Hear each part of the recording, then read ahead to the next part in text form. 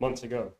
I just want to say thank you to all of you. Most of you I have had extended conversations with about the bypass, and I appreciate the partnership that the town of Youngsville and the county of Franklin have had on this throughout history, and I'll touch briefly on it through the presentation.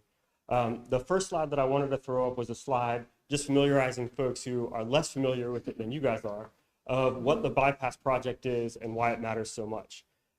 Main Street in Youngsville is the east-west connection there in the middle.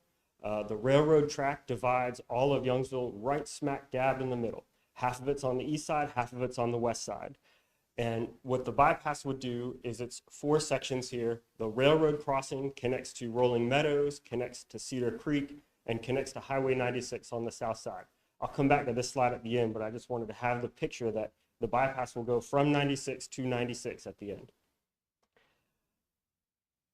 The project that identified the bypass as being an important piece was the 2014 Northeast Area Study, which started with CAMPO, the Capital Area Metropolitan Planning Organization, where you guys have an appointed member, the town of Youngsville does, and they attend. Unfortunately, the meetings were recently moved to Cary rather than downtown Raleigh, so it takes another hour to get to than it did before. But it called out in 2014 that 20% of the truck traffic is causing safety problems and creating operational issues at key intersections. The long-term solution is, of course, the construction of a bypass. In 2017, the county partnered with the town of Youngsville and worked on a locally administered project program. I'll refer to this later as the LAP program. These are funded and administered by small jurisdictions with federal and local funds with no state money. These are federal funds that are used and allocated for small local projects. In 2019, the town reached out to NCDOT with concerns on truck traffic and requested to identify alternate routes for the trucks to avoid the 2 blocks of Main Street from US 1A to Cross Street. In 2022, the Rolling Meadows neighborhood was approved by the Youngsville Board of Commissioners if the developer would be willing to build the portion of the bypass from Fleming to Cedar Creek. That was a condition of approval for the zoning approval in 2022. Subsequent to that, the town of Youngsville reached out and asked for assistance from Franklin County. Just a point here, crashes have been increasing on Main Street, even while Main Street is at maximum capacity. Not every year is identified on the graph to the right. NCDOT doesn't do traffic counts every year, but this shows that crashes are going up even while the volume on Main Street is not increasing. The town entered into an option to purchase bypass right-of-way from the Moss brothers, and the negotiated fee was $45,000 an acre. The town added turn lanes to the intersection of Main Street and North Cross Street to the tune of $350,000 with support from the North Carolina General Assembly, particularly Representative Winslow and Senator Barnes were the ones who fought for these funds for the town. The town again reached out to NCDOT in the fall of 22, made the same request and then met with the division engineer Brandon Jones and at the time the district engineer Scott Wheeler. The town applied for I'm going to try and get all these acronyms, Federal Railroad Administration Railroad Crossing Elimination Grant in the spring of 2023. And we cooperated with the North Carolina Department of Transportation Integrated Mobility Division. Unfortunately, the grant was not awarded. The town self-funded a 30% design of the Cedar Creek Road, the Cedar Creek straightening from Tarboro up to just north of Atlas Drive. In 2023, the project was completed for the LAP project, and this was the water and sewer line work that you all paid for through an interlocal that helped the infrastructure in downtown Youngsville. In 2023, the county and the town of Youngsville met with the Capital Area Metropolitan Planning Organization and requested that the Metropolitan Transportation Plan be amended. This is a big deal because for the first time, it made the bypass, as the Youngsville Board of Commissioners saw it, eligible for federal funds. The town adopted the Comprehensive Land Use and Transportation Plan, otherwise known as Youngsville 2050, and a little of my thunder was stolen by Mr. Rizzo earlier. We won the best comprehensive plan in the entire country with this, and that was announced just a few months ago at the National Planning Conference in Minneapolis that our planning director, Lucy Garcia, had the opportunity to go and attend. Youngsville reached out to Franklin County and asked for assistance, and there was a resolution that was passed, but unfortunately was passed after funding allocation had already been made.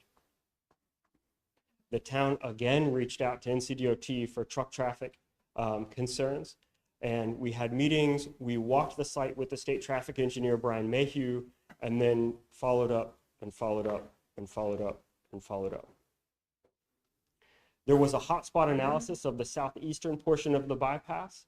The town worked with Campo to find an analysis of the potential alignments to connect on that southeastern side of town to try and make it the most cost-effective piece. In February of 2024, the town acted on the option to purchase more than 12 acres of land for more than $500,000 of town funds. All of this was in the location for the new bypass. It was all 100 feet wide, very narrow strips, or some intersection improvements, but all of it was within the identified corridor. Campo, NCDOT, and the town met and talked about funding mechanisms to receive federal funds for fiscal year 2026 in February of this year. It was actually determined that the town couldn't move fast enough to make a request for federal year 2026 because of all the hurdles that were required for applying for those funds. And so the town is targeting federal funding year 2027 to apply for funds for the grant.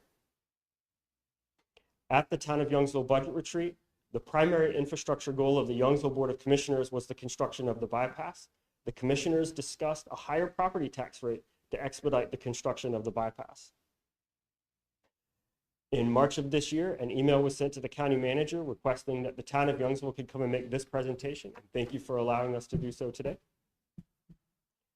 The town reached out for a fourth meeting with NCDOT in May of this year, and NCDOT identified potential alternate routes that will require a resolution of support from the Franklin County Board of Commissioners.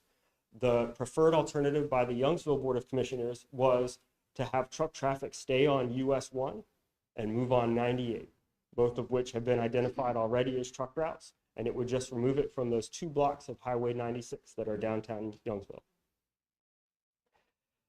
In April, NCDOT, Campo, and the town met and identified the future cross-section that the parties would be responsible for. And you see 1/2 of it here, which would be what the Rolling Meadows portion would build, but they would dedicate the right-of-way for all of it so that when there were federal funds available, it could be used to build the whole piece. It took until just recently to finish the billing for the Main Street LAP project. We are finally at the last invoice. And so even though this project was actually completed in August of 2023, y'all see how long federal funds take on the tail end and on the front end. In their 2025 budget, the town of Youngsville accepted a recommendation from the town manager for a tax rate of 0.0055, which was above the revenue neutral rate, that allocated an additional $400,000, just under 10% of our total annual budget, towards the next steps on the bypass. We've also been working on ways that we can realign the intersection of Highway 96 and US 1A. As y'all are aware, a Youngsville police officer was seriously wounded after a FedEx truck failed to yield the right-of-way to them at this intersection. And the town has proposed alternate routes. We're still in consultation with NCDOT, but we're trying to get something done about this intersection, which is the westernmost intersection of the bypass. The hotspot analysis was initiated by Campo at a request from the town of Youngsville. It changed the alignment of the bypass from Tarboro south to Highway 96, and it showed that more than 70% of the trips on Main Street don't stop in Youngsville. They're through trips that could use alternate routes. The town then allocated funds for the National Environmental Protection Act approvals and the enough of the percentage of a design to get to where we could apply for federal funds for construction funds. And the anticipated cost of that was $254,000 with, of course, additional right-of-way costs, as the Moss brothers didn't own every parcel on the route. There's a few others that the town will still have to work on. Some of you are aware, 5 Points intersection, that's the current intersection of Highway 96, US 1A, Main Street, College Street, all the same thing, right there at the Speedway, was initially recommended by the Technical Coordinating Committee of Campo to be awarded points. However, Campo rescored the allocation, and at the executive board meeting, they were told that it no longer met the criteria to be funded, and so has been bumped till 2050. The town's investments in transportation to date, I won't read the whole slide to you, but it's been more than $1 million. It's more than half of our tax revenue. This is just on the bypass and a few paving projects. So I pull up the slide again that shows the whole piece. The railroad crossing piece at the northern portion of it is almost certainly going to be funded by the next grant that the integrated mobility division of NCDOT gets. They have told us that their money is now run out in Wake Forest, and as y'all are aware, Wake Forest and Youngsville now have town limits that touch. So the next bit of funding will get the S line through here, and we'll build that overpass at the railroad crossing. The Rolling Meadows portion shown here in blue is that piece that if we could get some water allocation for that neighborhood would be able to build with private funds. The green portion there for Cedar Creek, that's north-south, is what the Youngsville Board of Commissioners is working on trying to build as quickly as possible. And then on the south side, you have that Highway 96 last connection that will connect it back from Tarboro to 96.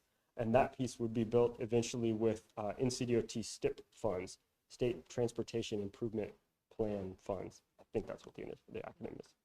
So the town of Youngsville asks, the town of Youngsville would like to request that the Franklin County Board of Commissioners adopt the small area transportation plan that was the hotspot analysis, that you will allow staff to trade unusable property 1-for-1 with impacted property owners within the right-of-way, that the Board of Commissioners would budget for a portion of construction expenses in fiscal year 2027 for $1 million, which will split the cost of the local match with the town of Youngsville's $1 million.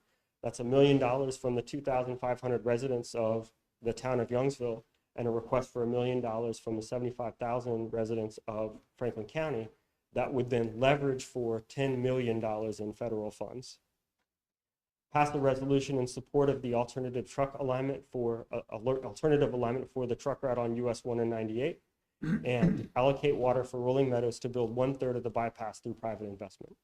And with that, I open myself to any questions that you guys may have, as long as you're willing to allow me to defer to the expert in the room, Mayor Flowers. All right. Any board members have any comments, questions? I have a question. Sure. Nathan, thank you for your presentation.